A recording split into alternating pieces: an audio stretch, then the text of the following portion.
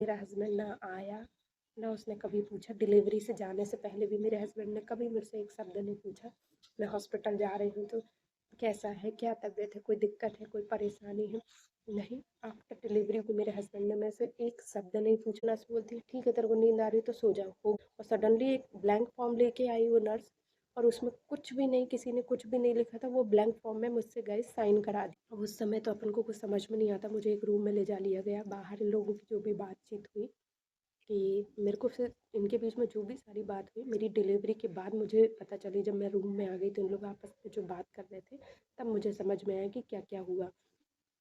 तो क्या हुआ कि मेरे हस्बैंड ने, सारिका ने, इन लोगों ने वो नर्स से जो भी बात करे कि आज ही डिलीवरी करवाना है, तो नर्स ने ऐसा कुछ कहा था कि अभी टाइम नहीं आया है, फर्स्ट प्रेगनेंसी है तो टाइम भी लग सकता है, 1-2 दिन भी लग सकते हैं, ऐसी कुछ गारंटी नहीं है। और अगर मतलब उस समय डॉक्टर भी अवेलेबल नहीं थी रात का, मतलब सुबह का टाइम था, सुबह हम 4 बजे हॉस्पिटल पहुंच गए थे। तो उन्होंने बोला कि अगर तुम मुझे एक्स्ट्रा पैसे देते हो तो मैं नॉर्मल डिलीवरी करवा दूंगी मैडम के आने से पहले। तो इन लोगों ने एक्स्ट्रा पैसे दे दिए और इनका यही था कि कौन बार बार वो करेगा, तो इसलिए इसको दर्द के मतलब पेन के इंजेक्शन लगा के इसकी डिलीवरी अभी करवा दो। और इस स्पष्ट बोल दिया था कि नॉर्मल डिलीवरी ही चाहिए चाहे कुछ हो जाए। तो फिर क्या हुआ कि मेरी नॉर्मल डिलीवरी हुई, लेकिन कैसे हुई वो आपको बताती हूँ। अब मुझे अंदर रूम में डिलीवरी की इन लोगों से जो भी बातचीत हो गई कि इन्होंने नर्स को पैसे वगैरह दे दिए एक्स्ट्रा कि नॉर्मल डिलीवरी करवाना है। फिर मैंने तो आपको बताया था कि मेरे पेन हल्के हल्के जो हो रहे थे वो भी बंद हो चुके थे। फिर मुझे दर्द के इंजेक्शन लगाए गए रात, मतलब घंटे 2 घंटे वो नर्स ने अपने साथ वही रूम में मुझे जहाँ डिलीवरी वगैरह होती वहाँ लेटा दिया था, और एक ड्रिप लगाई और उसमें दर्द के इंजेक्शन वो कंटिन्यू कंटिन्यू लगाते जा रहे थे। तो जब वो इंजेक्शन लगे तब मुझे दर्द आना स्टार्ट हुआ। तो ऐसे 7-8 इंजेक्शन उसने लगाया दर्द के। और उसके बाद फिर मेरे को लेबर रूम में लेके गए जहाँ पर डिलीवरी कराना था। तो गाइस मैं मतलब इतना ज़्यादा परेशान हो गई थी नॉर्मल डिलीवरी के चक्कर में। मैं बहुत ज़्यादा, मेरे को ना चक्कर टाइप, मतलब चक्कर नहीं कहना चाहिए, मेरे को बेहोशी आने लगी थी। और मैंने फिर वो नर्स से बोला कि मैं नहीं करवा पाऊँगी नॉर्मल डिलीवरी, मेरे घर वालों को बोला दो, ससुराल वालों को ऑपरेशन करा दो, मैं नहीं करवा पाऊँगी नॉर्मल डिलीवरी। अब मेरे में नहीं है एनर्जी, नहीं है ताकत, तो मेरी आंखें मूंद रही थी। मैंने बोली मेरे को नींद आ रही है, मेरे को नशा आ रहा है, मैं नहीं करवा पाऊँगी। तो वो नर्स बोलती ठीक है तेरे को नींद आ रही है तो सो जाओ, होगी तो तेरी नॉर्मल डिलीवरी होगी करके। और सडनली एक ब्लैंक फॉर्म लेके आई वो नर्स, और उसमें कुछ भी नहीं, किसी ने कुछ भी नहीं लिखा था, वो ब्लैंक फॉर्म में मुझसे गए साइन करा दिए गए। अब मेरी कंडीशन वैसी, मुझे कुछ भी नहीं समझ में आया, इतना समझ में आया कि उसमें कुछ नहीं लिखा था, बस खाली फॉर्म था और वो खाली फॉर्म में मेरे साइन करा दिए गए। मतलब वो फॉर्म ऐसा था कि उस नॉर्मल डिलीवरी में अगर मेरे साथ कुछ भी घटना हो जाती, कुछ भी मेरे साथ गलत हो जाता, तो उसकी जिम्मेदार मैं होती, मेरे ससुराल वाले नहीं होते। मतलब ये प्लानिंग के साथ सारी चीज़ें की गई थी। लेकिन कहते हैं ना कि जिसका कोई नहीं होता उसके साथ ऊपर वाला होता है। तो मैं परेशान तो बहुत हो गई थी और मेरे को बिल्कुल नशा आने लगा था।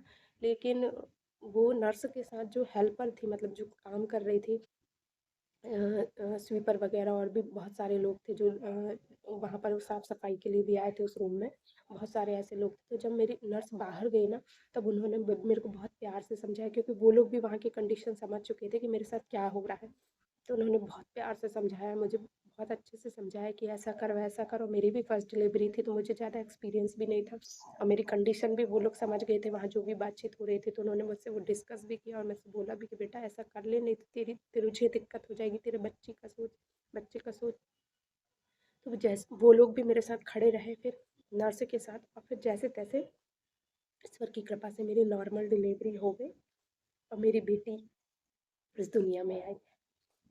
और मेरी नॉ मतलब मेरी डिलीवरी का मैं आपको बताऊँ, 15 अप्रैल को मेरी बेटी मेरी गोदी में आई।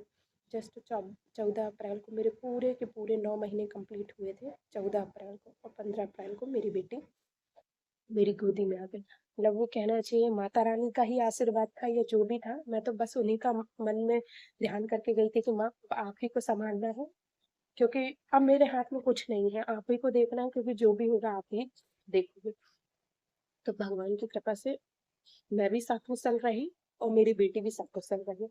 लेकिन कहते हैं ना कि मुझे हर जगह बोलने की ज़रूरत नहीं है। वहाँ के जो लोग थे, वो भी सारी चीज़ें समझ गए थे कि आप मतलब 2 लोगों के बीच में क्या चल रहा है, आप उनकी एक्टिविटी से उसके लिए आपको पूरी ज़िंदगी नहीं लगने वाली। आप 1 घंटे में, आधा घंटे में, कुछ ही मिनट में पहचान जाओगे इनकी एक्टिविटी से कि इनके बीच में क्या चल रहा है। तो वहाँ फिर हॉस्पिटल में मेरे को 3 दिन भर्ती रहना पड़ा था डिलीवरी के टाइम पे। तो मेरे रूम में अकेली रहती थी, सारिका और मेरा पति। दोनों बाहर हाथ में हाथ डाले, हाथ पकड़े एक दूसरे का घूमते रहते थे वहाँ। और मेरी सास भी मेरे साथ तो आई थी उधर पर जबलपुर तक, लेकिन वो कहाँ रुक गई थी, मेरी छोटी ननद के घर में, क्योंकि वो छुट्टियाँ मनाने आई थी। तो वो तो हॉस्पिटल में रुकी च नहीं एक भी दिन, सारिका को भेज दी। और सारिका को तो समय बिताना था मैं उनके साथ।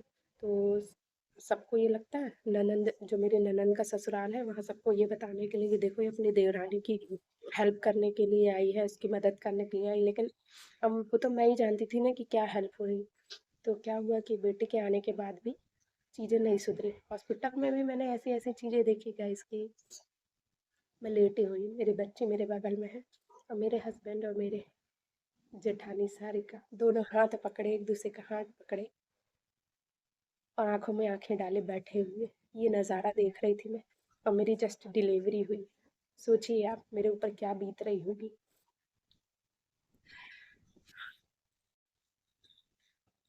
और यही सब चल रहा था वहाँ पर। तो मेरे को वो चीज़ें समझ में आने लगी कि अब पता नहीं, अभी भी इस इंसान को नहीं समझ में आ रहा। फिर वो 2-3 दिन जो मैं हॉस्पिटल में रही, तो जैसे मेरे को इंजेक्शन लगाने आ रहे हैं या मुझे दवाई बीच बीच में डॉक्टर्स आते हैं, नर्सें आती हैं रूटीन चेकअप के लिए, या बच्चे को इंजेक्शन लगाना है या जो भी होता है ना वो चेकअप के लिए आती हैं। तो मेरी जेठानी रूम में मिलती च नहीं थी, वो मेरे हस्बैंड के साथ हाथ में हाथ डाले घूमती रहती थी। तो वहाँ जो नर्स थी ना, तो वो मेरे से आके बोलती थी कि तुम दोनों हस्बैंड वाइफ हो कि ये कौन है, ये दोनों हस्बैंड वाइफ है। तब फिर मैं उनको बताती थी कि नहीं, ये मेरे हस्बैंड है। तो उनका रिएक्शन ऐसा रहता था, मतलब उनको भी चीज़ें समझ में आने लगी थी।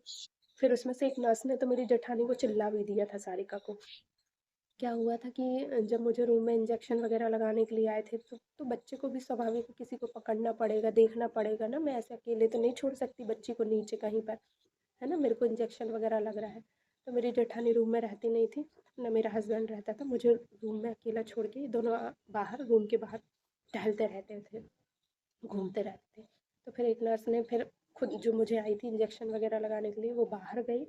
उसने उसको बुलाया, मेरी जेठानी को, सारिका को, और उसको अच्छा डांटा, अच्छा चिल्लाया कि तुमको तमीज़ नहीं है, पेशेंट लेटा हुआ, पेशेंट के साथ बच्ची है तो तुमको उसको देखना चाहिए, तुम बाहर घूम रही हो, ऐसा वैसा खूब चिल्लाई। तो सारिका तो उस समय कुछ बोल नहीं पाई।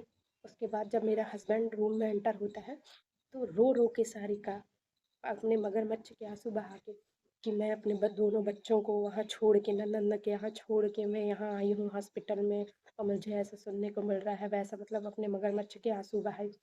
तो मेरा हस्बैंड मेरे से कहता है कि तू, वो नर्स कैसे चिल्ला रही थी, तूने कुछ क्यों नहीं बोली, ऐसे क्यों नहीं बोली। मैंने बोली मैं क्या बोलती, वो जो देख रही है उसने वो ही बोला, मैंने थोड़ी ना बोला उससे बोलने के लिए, उसने जो देखा वो बोला। तो फिर उस समय तो मेरा हस्बैंड चुप हो गया। बाकी उस समय भी गाइस ऐसा होता है कि लेडीज़ों को कितनी सारी चीज़ें की ज़रूरत होती है, क्या होता है। मेरे हस्बैंड ने साफ कह दिया था ये लेडीज़ों की चीज़ें मैं नहीं लाऊंगा, मैं नहीं कर सकता, तेरे को जो करना कर।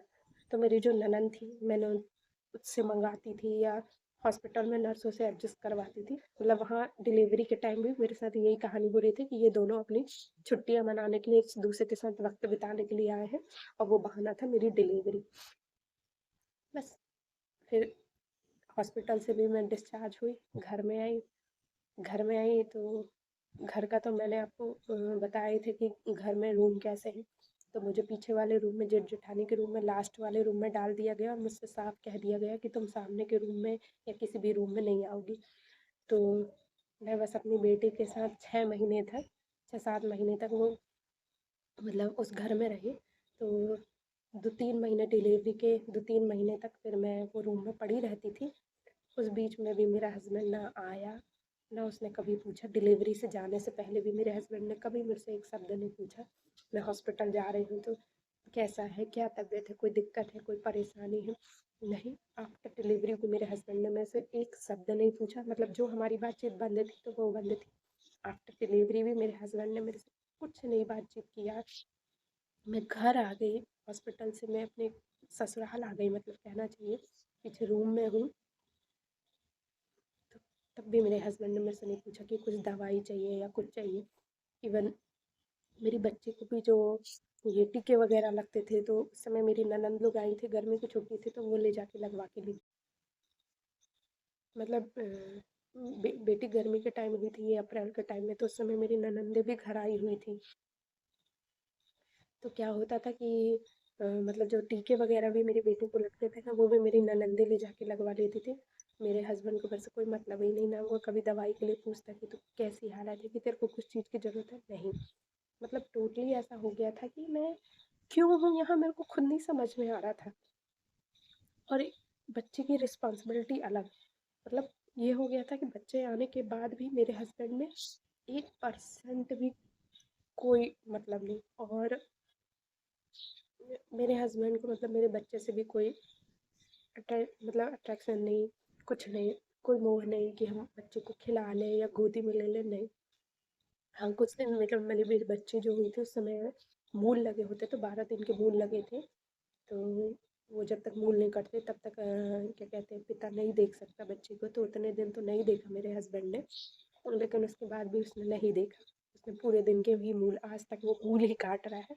अपनी बच्ची का उसको मुँह देखने की कोई मतलब उसको पड़ीच नहीं है, उसे देखना ही नहीं है। तो बस ऐसे ही मैं दिन काट रही थी, और ऐसे मेरे ससुराल में वही 6-7 महीने ऐसे ही कट गए।